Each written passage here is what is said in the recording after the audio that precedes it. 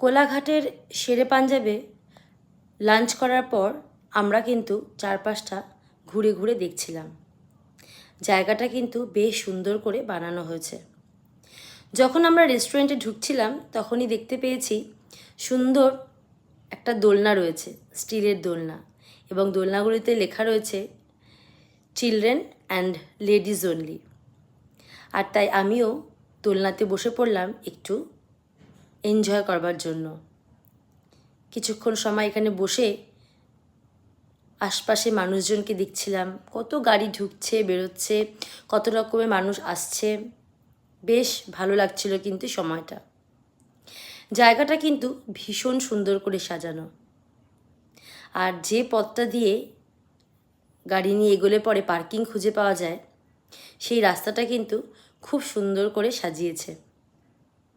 বিভিন্ন ধরনের পাতাবাহার গাছ লাগিয়ে রেখেছে। বেশ খুবই সুন্দর লাগছিল জায়গাটা দেখতে।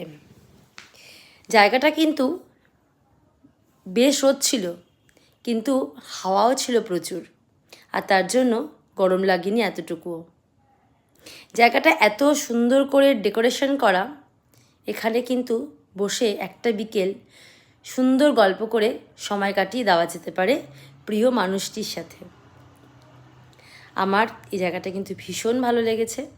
তোমরাও সুযোগ সময় পেলে অবশ্যই ঘুরে এসো, নিশ্চয়ই ভালো লাগবে।